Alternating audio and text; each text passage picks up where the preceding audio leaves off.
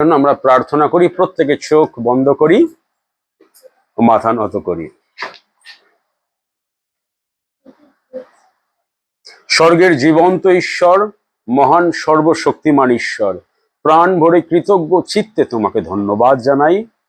প্রভু গো, আমাদের ধন্যবাদের ডালি, প্রশংসার ডালি, নৈবেদ্যের ডালি, প্রার্থনার ডালি তোমার সাক্ষাতে গৃহীত হয়েছে। এখন যে বাক্যের ডালি তুমি আমাদের জন্য প্রস্তুত করেছো আজকের নিরূপিত শাস্ত্রাংশ অনুসারে, সেই বাক্যকে তুমি আশীর্বাদ যুক্ত করো।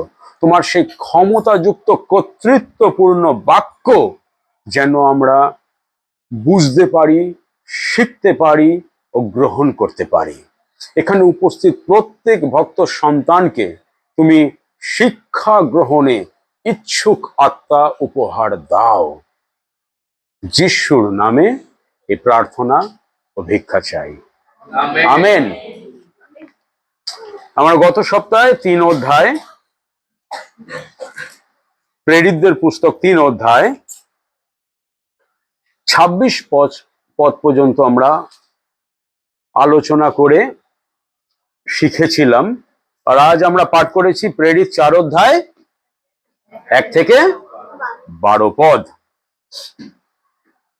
আর আমরা জানি যখন পৃথিবী ঘোর ও শূন্য ছিল, অন্ধকার জলধির উপরে ছিল, আমাদের কোনো অস্তিত্ব ছিল না, তখন ঈশ্বর মাটির ডেলা দিয়ে আমাদেরকে নির্মাণ করেছিলেন এবং তার শ্বাসবায়ু, তার জীবন বায়ু দিয়ে সে মাটির পুতুলের মতন আমাদের যে দেহ, তাতে প্রাণ সঞ্চার করেছিলেন এবং আমাদেরকে, আমাদের আদি পিতা মাতা আদম হাওয়াকে বাসস্থানের জন্য, আবাসের জন্য অতি মনোরম স্বর্গীয় এক স্থান দিয়েছিলেন, এদন উদ্যান। তাদের ভোজন, তাদের তত্ত্বাবধান, তাদের ভালো মন্দ সমস্ত কিছু খেয়াল রেখে ঈশ্বর তাদেরকে ম্যান্ডেট দিয়েছিলেন যে তোমরা প্রজাবন্ত হও, বহু বংশ হও, সমস্ত পৃথিবী পরিপূর্ণ করো। কিন্তু সেই মানুষ যাদের কোনো অস্তিত্ব ছিল না, যারা ধুলি কণা, মাটি ছিল, যে মাটি দিয়ে নির্মাণ করে ঈশ্বর তাদের মধ্যে প্রাণবায়ু দিয়েছিলেন, সেই মানুষ, শয়তান যখন সর্পের মতন, খলের মতন এসে তার চাতুরি থেকে বলল যে ঈশ্বর তোমাদের কাছে যা বলেছেন সেটা সম্পূর্ণ সত্য নয়, অনেক সত্য তোমাদের থেকে লুকিয়ে রেখেছেন, আর যে ফলের বিষয় ঈশ্বর তাদের মানা করেছিল এই ফল খেও না, শয়তান তার উল্টো বলল যে ওই ফল খেলে তোমাদের কোনো ক্ষতি হবে না, বরং তোমরা ঈশ্বরের সমান হয়ে যাবে। যে মানুষ মাটি ছিল, ধুলি ছিল, জড় অবস্তু ছিল, সেই মানুষকে ঈশ্বর প্রাণবায়ু দিলেন, জীবন দিলেন, আর তারা শয়তানের ষড়যন্ত্রে, প্ররোচনায় ঈশ্বরের সমান হবার কল্পনা করলো, চিন্তা করলো, আর ঈশ্বরের বিরুদ্ধে বিদ্রোহ করলো, অবাধ্য হলো। সর্বশক্তিমান সৃষ্টিকর্তা ঈশ্বরের অবাধ্য হলো। কিন্তু পাপের বেতন যে মৃত্যু, যে ধ্বংস, সে মৃত্যু তখন চূড়ান্ত রূপে তাদের জীবনে আসেনি। এত বড় পাপ করার পরেও, অবাধ্য হওয়ার পরেও, যখন তারা সেই ডুমুর গাছের পেছনে লুকিয়েছিলেন, ঈশ্বর সেখানে আসলেন, দিবাবসানে তাদেরকে খোঁজ করলেন এবং তাদের জন্য পরিত্রাণের এক যোজনা, পরিকল্পনাকে ঘোষণা করলেন, যেটা আদি পুস্তক 3 অধ্যায় 15 পদে আমরা প্রোটো ইউএনগেলিয়ান বলে জানি, প্রথম সুসমাচার প্রচার বা ঘোষণা। তাহলে ঈশ্বরের কোনো অব্লিগেশন ছিল, কোনো দায়বদ্ধতা ছিল যে এরা আমার অবাধ্য হয়েছে, এরা পাপে আক্রান্ত হয়েছে, অভিশপ্ত হয়েছে, এখন আমারই দায় এদেরকে উদ্ধার করা, এদেরকে মুক্তির পথ, পরিত্রাণের পথ করে দেওয়া, এরকম ভাবে ঈশ্বর দায়বদ্ধ ছিলেন? কোনো অব্লিগেশন ছিল? কোনো অব্লিগেশন ছিল না। ঈশ্বর কারোর কাছে ঋণী নন, আপনার আমার কাছে ঈশ্বর ঋণী নন, কিন্তু তথাপি ঈশ্বর তার দয়ায়, তার করুণায় পরিত্রাণের, মুক্তির এক প্রতিজ্ঞা তাদের কাছে ঘোষণা করলেন, যেটা আদিপুস্তক 3 অধ্যায় 15 পদে আমরা পাই। এবং তারপরে সেই পরিত্রাণের কথা ঘোষণা করার জন্য, সেই মুক্তির কথা বলার জন্য যুগে যুগে ঈশ্বর নিয়মিত তার ভাববাদীদেরকে পাঠিয়েছেন, ঈশ্বর তার লোকেদেরকে পাঠিয়েছেন, তার আপন প্রজাদেরকে সাবধান করার জন্য, সতর্ক করার জন্য, সচেতন করার জন্য, সংশোধন করার জন্য, অনুযোগ করার জন্য, শিক্ষা দেওয়ার জন্য। কিন্তু তারা ভাববাদীকে অবজ্ঞা করেছে, তুচ্ছ করেছে, অপমান করেছে, বধ করেছে, হত্যা করেছে। করেনি? পুরাতন নিয়ম জুড়ে ঈশ্বরের আজ্ঞা, তার বাক্য, তার বিধি, তার ব্যবস্থাকে অমান্য করেছে, ঈশ্বরের লোকেদেরকে অমান্য করেছে, ঈশ্বরকে অমান্য করলো, ঈশ্বরের লোকেদেরকে অমান্য করলো, ঈশ্বরের বাক্য ব্যবস্থাকে অমান্য করলো। তারপরেও ঈশ্বর তার দয়া, তার করুণাকে অটুট রেখেছিলেন। তিনি কখনো বলেননি এনাফ, এদেরকে নিয়ে আমি আর কন্টিনিউ করতে পারবো না, আমি মানব জাতিকে এখানেই শেষ করে দেবো না। তার অনুগ্রহকে তিনি অটুট রেখেছেন, তার করুণাকে তিনি বর্ষণ করেছেন।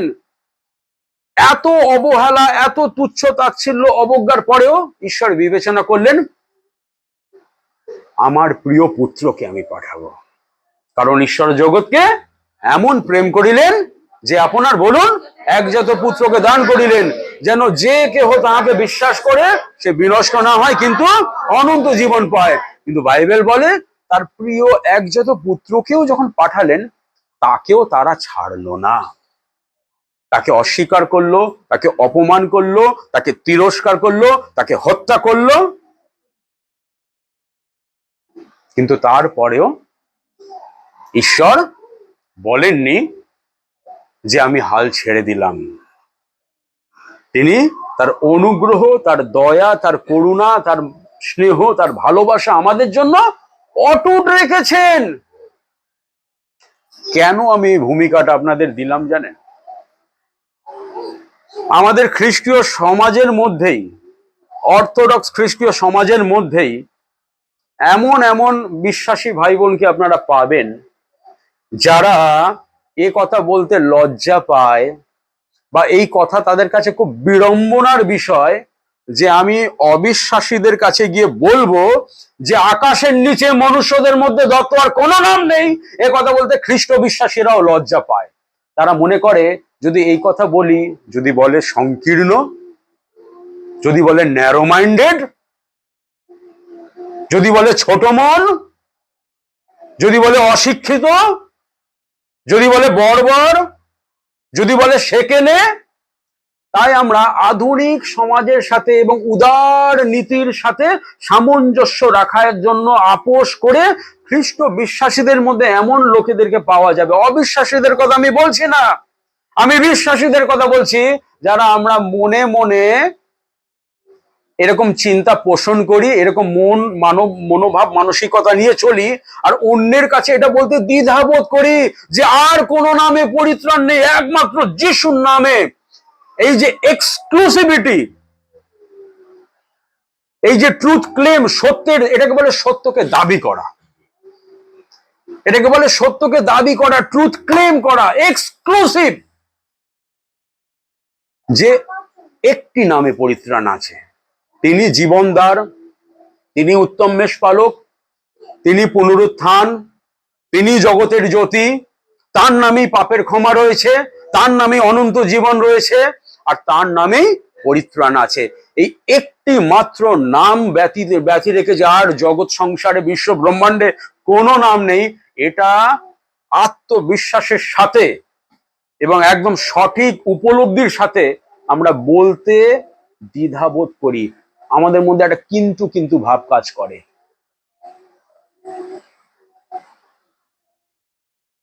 আর এই কথাটা কেন বললাম জানেন? আমরা অনেক সময় বলে থাকি কেন শুধুমাত্র একটি পথ, কেন শুধুমাত্র একটি নাম, কেন অনেক নাম নয়, কেন অনেক পথ নয়? কেন আমাদের পরিত্রাণের পথ প্রশস্ত নয়, সংকীর্ণ কেন?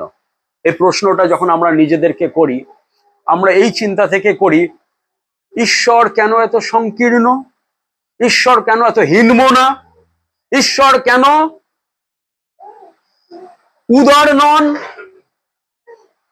গোটা বিশ্ব ব্রহ্মাণ্ডে জগৎ সংসারের সমস্ত মানুষের পরিত্রাণের জন্য একটি নাম, একটি পথ, একটি সত্য, আর বাকি সব মিথ্যা। এই প্রশ্ন যখন আমরা নিজেদেরকে করি, তখন আমরা ভুলে যাই যে আমরা যে মাটির ডালা থেকে ঈশ্বর আমাদেরকে নির্মাণ করেছে, জড় অবস্তু আমরা, আমাদের এতটুকু প্রাপ্য ছিল না যে ওই একটা পথও আমরা পাই, ওই একটা নামও আমাদেরকে দেয়া হোক, ওই একটা সত্য আমাদেরকে দেয়া হোক। মানে যিশু যে আমাদের পাপের জন্য মরেছে আর পরিত্রাণের ওই একমাত্র সংকীর্ণ দ্বার, একমাত্র জীবনে যাওয়ার পথ খুলে দিয়েছেন, এটা আমাদের পরম সৌভাগ্য। ওটাও আমাদের প্রাপ্য নয়। এই ভুল ধারণা নিয়ে কেউ জীবন যাপন করবেন না যে ঈশ্বর আপনার প্রতি দায়বদ্ধ, তিনি আপনার কাছে ঋণী, আপনি বিপদে পড়েছেন, আপনি পাপ করেছেন, আপনাকে মুক্তির পরিত্রাণের পথ করার জন্য, পথ করে দেওয়ার জন্য তার কোনো অব্লিগেশন আছে না। নিজেকে মূর্খের মতন ঠকাবেন না, ঈশ্বরের কোনো দায়বদ্ধতা নেই। আমাদেরকে কন্ডেম করা উচিত ছিল। পাপের বেতন মৃত্যু, সেই এদন উদ্যানে মানব জাতির দি এন্ড, ফুল স্টপ হয়ে যাওয়ার কথা। কিন্তু আজও হাজার হাজার বছর পেরিয়ে গেছে, মুক্তির পরিত্রাণের পরিকল্পনা অনুসারে আজও পৃথিবী জুড়ে যে এত মানুষ বসবাস করছে, এটা শুধু ঈশ্বরের দয়া, ঈশ্বরের করুণা। ওই একটি পথ আমাদের প্রাপ্য নয়, ওই একটি নামও আমাদের পাওনা ছিল না। যত মত তত পথ তো দূরের বিষয়, একটা নামও আমাদের প্রাপ্য ছিল না।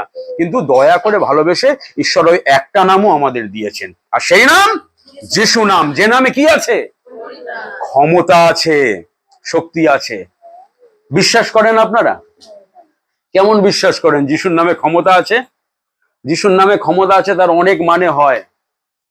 যদি আপনারা প্রত্যেকে প্রমাণ চান, তাহলে আমি আপনাদের একটা টোটকা বলছি, মিলিয়ে নেবেন। যিশুর নামে কি ক্ষমতা আছে 24 ঘন্টার মধ্যে আপনারা প্রমাণ পেয়ে যাবেন।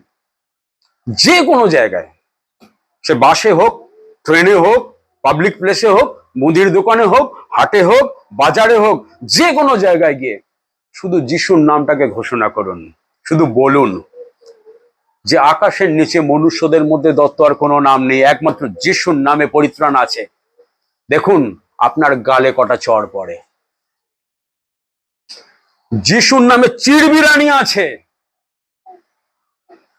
যিশুর নাম যখন আপনি কাউকে ঘোষণা করবেন না, সে গৌতম বুদ্ধের মতন শান্তভাবে আপনাকে বলবে না আপনি আসুন, আপনাকে অ্যাটাক করবে, আপনাকে আক্রমণ করবে। ওই নাম এমন ক্ষমতা যুক্ত, রক্ত গরম করে দেবে, উত্তপ্ত করে দেবে। যিশুর নামে এমন ক্ষমতা আছে,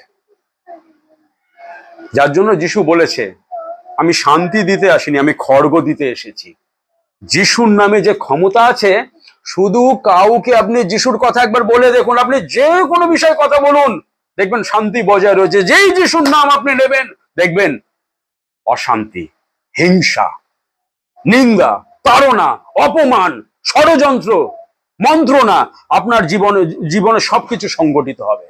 একটা নাম সেই ফ্লাড গেট খুলে দেবে। যিশুর নামে এমন ক্ষমতা আছে। কারণ পিতরকে, এই যে বাচ্চারা পিতরের কথা বললো না, যিশু পিতরের কাছে কি প্রতিজ্ঞা করেছিল?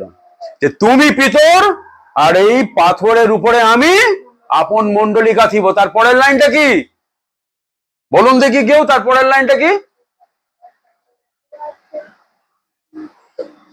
আর শয়তানের পুরোদ্ধার সকল তার বিরুদ্ধে প্রবল হইবে না। তাই যখন আপনি কোথাও যিশুর নাম ঘোষণা করবেন না, শয়তান স্থির থাকতে পারে না, প্রবল হয়। কিন্তু আজকে যে টেক্সট আমরা পাঠ করেছি, প্রেরিত 4 অধ্যায় 1 থেকে 12 পদ, এই প্রেরিত পুস্তক হচ্ছে মণ্ডলীর ইতিহাস। আমরা শিখেছি যিশুর স্বর্গারোহণের পরে পঞ্চসপ্তমীর দিনে পবিত্র আত্মার অবতরণ হয়েছিল। আমরা দেখেছি যখন পবিত্র আত্মার অবতরণ হলো, কিভাবে বাবিলে আদিপুস্তক 11 অধ্যায় যে ভাষা ভেদ হয়েছিল, সেই ভাষার পুনর্মিলন ঈশ্বর করিয়ে দিলেন। আমরা দেখেছি যে মণ্ডলীর ইতিহাসে প্রথম প্রচার পিতর পবিত্র আত্মায় পূর্ণ হয়ে তিনি করেছিলেন। আর সেই প্রচারে কতজন মন পরিবর্তন করেছিল, যিশুকে গ্রহণ করেছিল? 3000। কিন্তু আজকের এই দ্বিতীয় প্রচার মণ্ডলীর ইতিহাসে রেকর্ড অনুসারে, অ্যাকাউন্ট অনুসারে এটা মণ্ডলীর ইতিহাসে দ্বিতীয় প্রচার। কিন্তু শুধু দ্বিতীয় প্রচার নয়, এখান থেকে মণ্ডলীর তাড়নার ইতিহাস শুরু হয়েছে। নূতন নিয়মের রেকর্ড অনুসারে এই 4 অধ্যায়ের আগে কোনো তাড়না সংঘটিত হয়নি। আর এই প্রেরিত 4 অধ্যায় থেকে যে পারসিকিউশন, যে তাড়না শুরু হয়েছে, এই সময় থেকে শুরু করে আগামী 300 বছর, মানে যে অংশটা আজকে আমরা পাঠ করলাম 4 অধ্যায় 1 থেকে 12 পদ, এইখান থেকে এই যে আমরা দেখলাম যে তাহারা লোকদের নিকটে কথা কহিতেছেন, এমন সময় যাজকেরা, ধর্মদামের সেনাপতি এবং সদ্দুকীরা হঠাৎ তাহাদের নিকটে আসিয়া উপস্থিত হইল। এখানে এই যে শব্দটা রয়েছে না, সদ্দুকী, আপনারা যদি যিশুর পরিচর্যা জীবনটা ভালো করে 4টে সুসমাচার থেকে পাঠ করেন, দেখবেন যিশুর পার্থিব পরিচর্যা মিনিস্ট্রির জীবনে যিশুর সব থেকে বড় অপোজিশন বা বিপক্ষ কারা ছিল? ফরিসিরা নাম্বার 1 অপোজিশন। কিন্তু পুনরুত্থানের পরে সেটা বদলে যায়। এরপর থেকে যখন পুরো প্রেরিত পুস্তক আপনারা পড়ে যাবেন, দেখবেন সব থেকে বড় অপোজিশন, সব থেকে বড় বিপক্ষ কারা? সদ্দুকীরা। তার কারণ কি জানেন? যিশু পুনরুত্থিত, আর এই সদ্দুকী সম্প্রদায় মৃতদের পুনরুত্থানে তারা বিশ্বাস করতেন না। এবং তাই নূতন নিয়মের ইতিহাসে প্রেরিত পুস্তক থেকে আমরা দেখতে পাই যে ফরিসিরা নাম্বার 1 অপোজিশন বা বিপক্ষ নয়, সদ্দুকীরা। আর এই সদ্দুকীরা তারা এসে উপস্থিত হয়েছে এবং তাদেরকে কি বলছে? 2 পদ অনুসারে, তাহারা অতিশয় বিরক্ত হইয়াছিল, কারণ তাহারা লোকদিগকে উপদেশ দিতেন এবং যিশুতে মৃতগণের মধ্য হইতে পুনরুত্থান প্রচার করিতেন। আর এই সদ্দুকীরা এক্ষুনি বললাম না, তারা মৃতদের পুনরুত্থানে বিশ্বাস করতেন না। পরলোকে যে জীবন আছে এটা তারা বিশ্বাস করতেন না। তাদের ডক্ট্রিন, তাদের ডগমা অনুযায়ী পিতর এখানে বিপরীত শিক্ষা দিচ্ছে, তাই তারা বিরক্ত, তাই তারা রেগে এখানে সংগঠিত হয়েছে, ষড়যন্ত্র করে এসেছে, হঠাৎ উপস্থিত হয়েছে। আর আমরা জানি না হঠাৎ উপস্থিত হওয়া মানে কি, জানি তো? ফেসবুক দেখেন তো, সোশ্যাল মিডিয়া দেখেন তো, উপাসনা হচ্ছে, আরাধনা হচ্ছে, হঠাৎ উপস্থিত একদল, হঠাৎ উপস্থিত একদল, জানেন তো? তো হঠাৎ উপস্থিতের যে ঘটনা, ওটা ওই প্রচলন এখনকার নয়, 2000 বছর আগে নূতন নিয়মের যুগ থেকে শুরু হয়েছে। এখানে দেখুন তারা হঠাৎ এসে উপস্থিত হয়েছে। আর এসে কি করছে? আর তাহারা তাহাদিগকে ধরিয়া পর দিবস পর্যন্ত বদ্ধ করিয়া রাখিল, কেননা তখন সন্ধ্যা হইয়াছিল। তথাপি যে সকল লোক বাক্য শুনিয়াছিল তাহাদের মধ্যে অনেকে বিশ্বাস করিল, তাহাতে পুরুষদের সংখ্যা কম বেশ 5000 হইল। শুধু পুরুষদের সংখ্যা 5000। এখানে শিশু আর নারীদের হিসাব এখনো দেওয়া হয়নি। তার মানে দ্বিতীয় প্রচারে মণ্ডলীর যে সংখ্যাটা, আরেকটা কথা, অনেক সময় আমরা বলে থাকি না যে সংখ্যাতে কিছু যায় আসে না। তার মানে আমি যেটা বলতে চাই যে আমরা সবসময় যেন বড় ভিড় দেখে সফল মণ্ডলীর বিচার না করি। জরুরি নয় যে মণ্ডলীতে যত বেশি ভিড় সেই মণ্ডলী তত সফল, জরুরি নয়। কিন্তু তার মানে এই নয় যে সংখ্যা জরুরি নয়। কারণ সংখ্যা যদি জরুরি না হতো তাহলে প্রাথমিক মণ্ডলীর ইতিহাসে ডাক্তার লুক যখন প্রেরিত পুস্তক লিখেছেন, তিনি 3000 লোক বাপ্তাইজিত হইল, 5000 লোক বিশ্বাস করিল, এই সংখ্যাগুলো বর্ণনা দিতেন না। সংখ্যা জরুরি। তার কারণ আমরা যখন সংখ্যার বর্ণনা দিই, যদি আজকে আমরা বলি যে আগামী অমুক দিনে আমাদের মণ্ডলীতে এতজন অবিশ্বাসী ভাই বোন যিশুকে বিশ্বাস করে বাপ্তাইজিত হয়ে খ্রিস্টের দেহের সাথে সংযুক্ত হবে, সেরকম একটা সংখ্যা যদি আপনাদের ঘোষণা করি, তার মানে আমি কি বলছি? তার মানে এইটাই বলছি যে এই মণ্ডলীতে ঈশ্বর যে কার্য করছে আমি সেটাই আপনাদের বলছি। তাই যখন 5000 লোকের বর্ণনা দিয়েছে বা 3000 লোকের বর্ণনা দিয়েছে, তার মানে লুক এটা বলছে যে পবিত্র আত্মার কার্য কি প্রকারে সেই মণ্ডলীতে হচ্ছিল সেটা বোঝাবার জন্য এই সংখ্যার বর্ণনা দিয়েছে। বোঝাতে পারলাম? কিন্তু তারপরে এই যে 4 পদের যে শেষ অংশটা দেখুন, আমরা ভুলে যাই অনেক সময়, আমরা সবসময় নেগেটিভটা দেখি। কোনো জায়গায় উপাসনা হচ্ছে, কোনো জায়গায় সহভাগিতা হচ্ছে, কোনো জায়গায় খ্রিস্টের নামে সম্মিলিত হয়ে জমায়েত হয়ে গৌরব প্রশংসা হচ্ছে, হঠাৎ করে কোনো র্যাডিক্যাল গ্রুপ, হ্যাঁ, তারা এসে বাধা সৃষ্টি করলো, বিঘ্ন সৃষ্টি করলো, তাড়না আসলো, আর সব ছত্রভঙ্গ হয়ে গেল। আর আমরা ওইটা নিয়ে তোলপাড় হয়ে যাই, আমরা অবসাদগ্রস্ত হয়ে যাই, আমরা হতাশ হয়ে যাই যে এইভাবে কিভাবে চলতে পারে। সব জায়গায় জায়গায় জায়গায় মণ্ডলীতে তাড়না হচ্ছে, বাধা আসছে। কিন্তু এই যে প্রথম তাড়না সংগঠিত হয়েছিল, সেই তাড়নাতেও দেখুন চার পথটা কত বড় ইতিবাচক আর কতটা উৎসাহের বিষয়। যেখানে ফরিসি সম্প্রদায় সদ্দুকিরা এবং পাঁচ পথ থেকে আরো নামের বর্ণনা আপনারা পাবেন, তারা সংগঠিত হয়ে যখন এখানে এসে বাধা সৃষ্টি করেছে, সেখানে কি ঈশ্বরের কাজ স্তব্ধ হয়ে গেছে? স্তব্ধ হয়ে যায়নি। তার প্রমাণ 5,000 লোক, এবং না শিশু আর নারীদের এখানে বর্ণনা দেওয়া হয়নি। তারা এখানে বিঘ্ন ঘটিয়েছে, বাধা দিয়েছে, কিন্তু যাদের মন পরিবর্তন হবার, যাদের বিশ্বাস করার, তারা বিশ্বাস করেছে। যিশু বীজ বাপকে দৃষ্টান্ত দেয়নি যে কতক বীজ পথের ধারে, কিছুর কাঁটা বনে, হ্যাঁ, এইভাবে পড়লো, কিন্তু কতক বীজ উত্তম ভূমিতেও তো পড়ে। আমরা শুধু কাঁটা বনটা দেখি, রাস্তার ধারে দেখি, পথের ধারে দেখি, আর যেগুলো উত্তম ভূমিতে পড়েছে, অঙ্কুরিত হয়েছে, 30 গুণ 60 গুণ 100 গুণ ফল ধারণ করেছে, সেগুলো কেন দেখবো না? ভারতবর্ষের ইতিহাসে তাড়না নতুন কিছু নয়। তাড়না থোমার সময় দিয়ে হয়ে আসছে। থোমাকে শহীদ হতে হয়েছিল। নাকি ভারতবর্ষে মণ্ডলীর কার্যক্রম থেমে গেছে? থেমে যায়নি। ঈশ্বর তার কার্য করে চলেছে। যত তাড়না, যত পারসিকিউশন, যত অপোজিশনই আসুক না কেন, ঈশ্বর শহীদদের রক্তে মণ্ডলীর বীজ বপন করেই চলেছেন, মাল্টিপ্লাই হয়েই চলেছে। আমেন। আর তাই 5 পদ থেকে 12 পদ, সেখানে আমরা দেখতে পাই যে পর দিবসের লোকদের অধ্যক্ষেরা, প্রাচীন বর্গ, অধ্যাপকগণ জেরুসালেমে একত্র হইলেন, এবং হানন মহাযাজক, কায়াফা, যোহন, আলেকজান্ডার আর মহাযাজকের আত্মীয় স্বজন সকলে উপস্থিত ছিলেন। মানে এখানে রাগব, বোয়াল সবাই আছে। এরা কারা? বলতে পারবেন কারা? এরা তারাই যারা যিশুরও বিচার করেছিল। মহাসভায় যখন যিশুর বিচার হয়েছে, এরাই এই কালপ্রিট গুলো ছিল। আর এখন যিশুর শিষ্য, যে শিষ্য একটা দাসী কন্যা, বাচ্চা মেয়ে গিয়ে জিজ্ঞাসা করেছিল, এই তুমি যিশুর সাথে ছিলে না? আর পিতর কি বলেছিল? না না না না না, আমি ওনাকে চিনি না।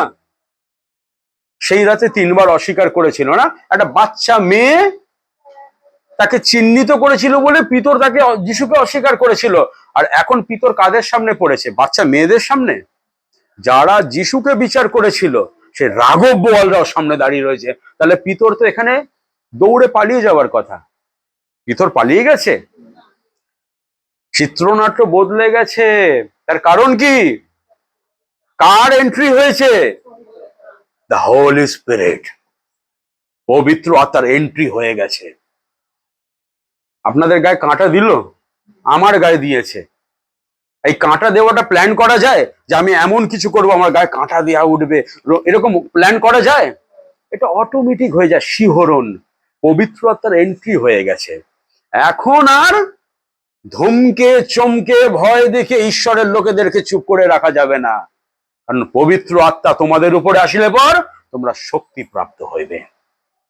জেরুসালেম থেকে জিহুদিয়া, জিহুদিয়া থেকে সমরিয়া, সমরিয়া থেকে পৃথিবীর প্রান্ত পর্যন্ত আমার সাক্ষী হইবে।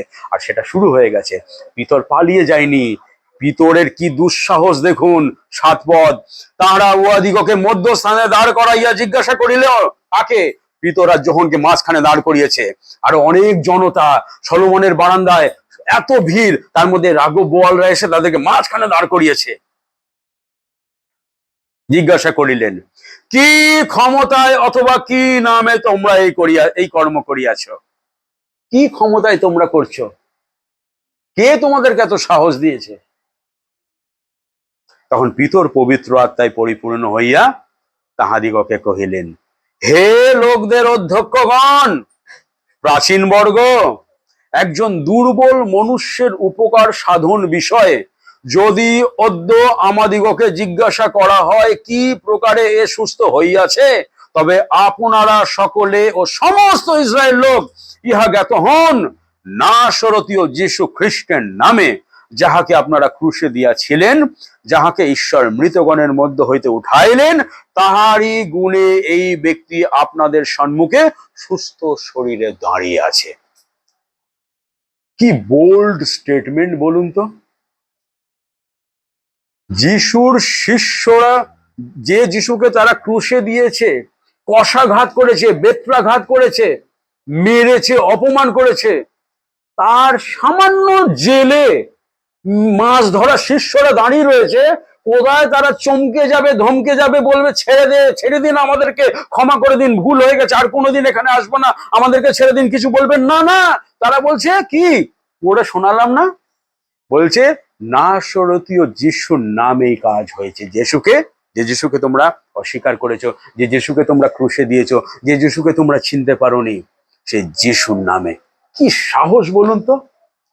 অনেকে প্রশ্ন করে, স্যার অমুক জায়গায় তাড়না যদি হয়, এরকম পরিস্থিতি হয়, তখন আমাদের কি করণীয়?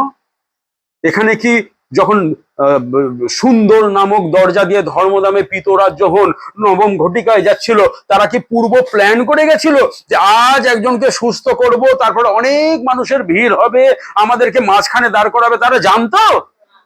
তারা কোনো স্ক্রিপ্ট লিখে যায়নি। কিন্তু যিশু বলেছে না যে সেই দণ্ডে তোমাদের কি বলতে হবে? পবিত্র আত্মা তোমাদের মুখে কথা দেবে। পবিত্র আত্মা কথা দিয়েছে, সাক্ষ্য। তাই যদি কেউ আসে, বাধা দেয়, বিঘ্ন সৃষ্টি করে, কি বলতে হবে এরপরে আর জিজ্ঞাসা করবেন? এই পরিস্থিতিতে পড়ে পিতর কি বলেছিল? যিশুকে ঘোষণা করেছিল, যিশুকে ডিক্লেয়ার করেছিল। আমরা কেন বাইবেলের বাইরে গিয়ে উত্তর খুঁজি? আমাদের জীবনে যে কোনো সমস্যা, মণ্ডলীতে যে কোনো সমস্যা আসবে, কি করব? আরে দেখুন, বাইবেল এই সিচুয়েশনের জন্য, এই সার্কামস্ট্যান্সেসের জন্য, এই পরিস্থিতিতে আপনাকে কি বলে সেটাই করুন না। এটাই তো আমাদের ম্যানুয়াল। তোমার বাক্য আমার চরণের প্রদীপ, আমার পথের আলোক। আমেন। কিন্তু তারপরে যেটা পিতর বলছে সেটা আরো ভয়ঙ্কর। 11 পদ, তিনি সেই প্রস্তর যাহা ঘাতকেরা, যে আপনারা আপনাদের দ্বারা অবজ্ঞাত হইয়াছিল, যাহা কোণের প্রধান প্রস্তর হইয়া উঠিল। আর অন্য কাহারও কাছে পরিত্রাণ নাই, কেননা আকাশের নিচে মনুষ্যদের মধ্যে দত্ত এমন আর কোন নাম নাই, যে নামে আমাদিগকে পরিত্রাণ পাইতে হইবে। আমেন। এই কথাটার মানেটা বুঝবেন। বাইবেল বলছে আকাশের নিচে আর কোনো নাম নেই। বলুন, আর কোনো নাম নেই, আর কোনো নাম নেই, আর কোনো নাম নেই, শুধুমাত্র যিশু নাম। আর এটা আমার মতন কোনো তুচ্ছ পালক বা অন্য কোনো পালক, প্রচারক এটা ডিক্লারেশনটা দেয়নি। এই স্টেটমেন্ট এটা কোথা থেকে পেয়েছি আমরা? ঈশ্বরের বাক্য। 2 তিমথিও 3:16 কি বলে? যে ঈশ্বর নিঃশ্বসিত প্রত্যেক শাস্ত্রলিপি, এটা ঈশ্বর নিঃশ্বসিত বাক্য। সেই বাক্য বলছে যে আকাশের নিচে মানুষের মধ্যে আর কোনো নাম নেই। একটাই পথ, একটাই দরজা, একটাই নাম। আর যা কিছু বিশেষণ আপনারা যোগ করতে পারেন, যোগ করে নিন। এক্সক্লুসিভ। আপনাকে কেউ সংকীর্ণ বলতে পারে, আপনাকে কেউ হীনমনা বলতে পারে, আপনাকে কেউ অশিক্ষিত বলতে পারে, আপনাকে কেউ বলতে পারে বর্বর, সেকেলে, মূর্খ, কুসংস্কারগ্রস্ত, অনেক কিছু বলতে পারে। কিন্তু আমরা যারা ঈশ্বরের বাক্য বুঝি, আমরা জানি যে ঈশ্বরের হৃদয় কত উদার। তার প্রিয় পুত্রকে পাঠাবার আগে পর্যন্ত ঈশ্বর আমাদের জন্য যা যা করেছেন, সেটা যদি বাইবেলের ইতিহাস থেকে আমরা একবার আলোচনা করি, স্মরণ করি, তাহলে বুঝতে পারবো যে ঈশ্বর সংকীর্ণ নন, তিনি উদার। আর তিনি যদি উদার না হতেন, তাহলে প্রভু যিশুকে এই পৃথিবীতে মাংসে মূর্তিমান হতে হতো না। এই পৃথিবীতে তাকে আসার প্রয়োজনই পড়তো না। প্রভু যিশু এই পৃথিবী, আরেকটা কথা, যদি যিশুকে পৃথিবীতে এসে ক্রুশে না মরেও আমাদের পরিত্রাণের উপায় থাকতো, তাহলে ঈশ্বর তার প্রিয় পুত্রকে পৃথিবীতে পাঠাতেন না। আপনি যদি কম দামে কিছু কিনতে পারেন, তাহলে কি আপনি বেশি দাম দিয়ে সেটা কিনবেন? যদি বার্গেনিং করে আপনি 100 টাকায় আম পাচ্ছেন, তাহলে কি আপনি জোর করে বলবেন না না আমার মন করছে আপনি 500 টাকা রাখুন? করবেন? ঈশ্বরও ওরকম করবেন না। আর কোনো পথ ছিল না, আর কোনো উপায় ছিল না, তাই তার প্রিয় পুত্রকে পৃথিবীতে পাঠাত। যদি আর একটা উপায় থাকতো, এক বিন্দু উপায় থাকতো, তাহলে যিশুকে ক্রুশে মরতে হতো না, কিন্তু অন্য কোনো পথই ছিল না, তাই যিশুকে পৃথিবীতে আসতে হয়েছে। তাহলে কি করে আমরা এটা বুঝি না যে আকাশের নিচে মনুষ্যদের মধ্যে তার কোনো নাম নেই, একমাত্র যিশু নাম। আমেন। আর তাই আসুন এই সময় আমরা প্রত্যেকে চোখ বন্ধ করি, মাথা নত করি। আর আপনাদেরকে আমি এনকারেজ করতে চাই শেষ কথাই বলে, আমরা এই যে প্রেরিতদের পুস্তক পাঠ করছি, আপনারা এই প্রেরিতদের পুস্তক যখন আমরা শেষ করব, অনুরোধ, রবিবারীয় উপাসনায় আপনারা কেউ কোনো গ্যাপ দেবেন না, মিস করবেন না, আসবেন। কারণ প্রেরিতদের পুস্তক যখন আমরা পাঠ করে শেষ করব, তখন আপনারা বুঝতে পারবেন যে পবিত্র আত্মা এক্সট্রা অর্ডিনারি, অসাধারণ ব্যক্তিদেরকে তার রাজ্য ধার্মিকতার জন্য ব্যবহার করেননি, সাধারণ মানুষদেরকে ব্যবহার করেছে। আর আমরা কি এক্সট্রা অর্ডিনারি? আমরাও সাধারণ। তো ঈশ্বর যদি সেই সময় তার আত্মায় পরিপূর্ণ করে তাদেরকে তার রাজ্য ধার্মিকতার জন্য ব্যবহার করেছেন, আজকের দিনে তিনি আমাদেরকেও ব্যবহার করতে পারেন। আর তার জন্য আমাদের প্রতিদিন একটা প্রশ্ন করতে হবে, একটা প্রশ্ন। সকালবেলায় যখন উঠবেন, প্রার্থনা করবেন, দিনটা শুরু করবেন, তখন জিজ্ঞাসা করবেন, এর আগেও শিখিয়েছিলাম আপনাদেরকে, ভুলে গেছেন আপনারা, হয়তো 1 বছর হয়ে গেছে তাই ভুলে গেছেন। আমি একটা 19 বছরের আমেরিকান ব্রাদারের থেকে শিখেছি, আমার হাঁটুর বয়সী ছেলে, ওর থেকে এটা আমি শিখেছি। ও আমাকে জিজ্ঞাসা করতো যে how are you doing today, আজকে আপনার দিনটা কেমন যাচ্ছে, আপনি কেমন আছেন? আর আমি মনে করতাম ও হয়তো সাধারণ বিষয় জিজ্ঞাসা করছে, আমার শরীর কেমন আছে, মন কেমন আছে, পরিবার কেমন আছে, আই এম ডুইং ফাইন। তখন বলতো না না, আমি সেই হিসাবে আমি স্পিরিচুয়ালি, আত্মিক অর্থে আপনাকে জিজ্ঞাসা করছি। প্রতিদিন যখন ঘুম থেকে উঠবেন, আয়নার সামনে দাঁড়িয়ে আপনার আত্মা, হৃদয়, মন, অন্তঃকরণ, সেটা কি দাউ দাউ করে পবিত্র আত্মার আগুনে জ্বলছে, উত্তপ্ত, নাকি শুকিয়ে গেছে, শীতল হয়ে গেছে, ঠান্ডা হয়ে গেছে, মনমরা হয়ে গেছে? শরীর হয়তো বলদের মতন, পাঁঠার মতন চাঙ্গা রয়েছে, আর আত্মা শুকিয়ে গেছে, কোনো উত্তাপ নেই, কোনো উষ্ণতা নেই, কোনো লাভ নেই। প্রতিদিন জিজ্ঞাসা করবেন, এখানে আমার হৃদয় উত্তপ্ত তো, পবিত্রতার আগুনে পূর্ণ তো? তারপরে দিনটাকে শুরু করবেন। আর গতকাল আমাদের কমিউনিটি ট্রেনিং এ যারা ছিলেন, শিখিয়েছিলাম না তোমাদেরকে মানসিক? দেখুন আমাদের এখানে কি আশ্চর্য বিষয়, বলতে খারাপ লাগে, এখানে কম করে 25 থেকে 26 জন, যারা গেস্ট তাদের কথা বাদ দিন, 25, 26 জন, 27 জন তো আমরা রয়েছি। কিন্তু আমাদের মাসে একটা শনিবার আধ ঘন্টার জন্য কমিউনিটি ট্রেনিং হয়, শেষ পর্যন্ত 4খানা ডিভাইস থাকে, 4টে ডিভাইস থাকে। শুরু যখন হয় 8টা, 9টা, 10টা ডিভাইস, অথচ আমাদের যে নেটওয়ার্ক, যত খ্রিস্টীয় ভাই বোনের সাথে যোগাযোগ, যদি সংখ্যা করি অনেক বড় সংখ্যা হয়ে যাবে। কিন্তু কমিউনিটি ট্রেনিং হয় যে কিভাবে সুসমাচার প্রচার করতে পারি, কিভাবে মণ্ডলী গঠন করতে পারি, কিভাবে প্রভুর কাজে ব্যবহার করতে পারি। আমি তিরস্কার করে বলছি, যারা এই সমস্ত জিনিসের দিনে ফোন নিয়ে গেম খেলেন, এখানে ওখানে টাইম পাস করেন, ধিক আপনাদেরকে, আপনাদের জীবন বেকার। যদি আধ ঘন্টা কিভাবে প্রভুর কার্যে আমি ব্যবহৃত হতে পারি, ওইটুকু সময় যদি ধৈর্য ধরে মাসে একটা দিন কমিউনিটি ট্রেনিং গ্রহণ করার সময় আমাদের মণ্ডলীর বিশ্বাসীদের না হয়, তাহলে অন্য বিশ্বাসীদেরকে কি বলবো? ধিক আপনাদেরকে। ওই ফোনটা ছুঁড়ে খালে ফেলে দেবেন। ওই ফোন যদি প্রভুর বাক্য শিক্ষা গ্রহণ করার জন্য, প্রার্থনা করার জন্য কাজে না লাগে, ছুঁড়ে ফেলে দেবেন, ভেঙে দেবেন, কোনো কাজের নয়। ঠিক আপনাদেরকে অভিশপ্ত ওই ফোন আপনাদের জীবনে, ওটা 666 আপনাদের জীবনে। 4টে ডিভাইস ছিল মাত্র কালকে, 4টে থেকে 5টা শেষ পর্যন্ত। কি শিক্ষা দিচ্ছিলাম? কিভাবে দৈনন্দিন জীবনে আমি মিশন কার্যে অংশগ্রহণ করতে পারি। আর যদি না শিখি কিভাবে প্রভুর কাজ করব? কোথায় থাকেন আপনারা? কি করেন আপনারা? জাগ্রত হন, পবিত্র আত্মায় পূর্ণ হন, তবে প্রভুর কাজে লাগতে পারবেন। ঘরে ঘরে ছেলে মেয়েদেরকে তৈরি করুন, ওরকম যুদ্ধবীর সৈনিক হিসাবে তৈরি করুন। আমেন।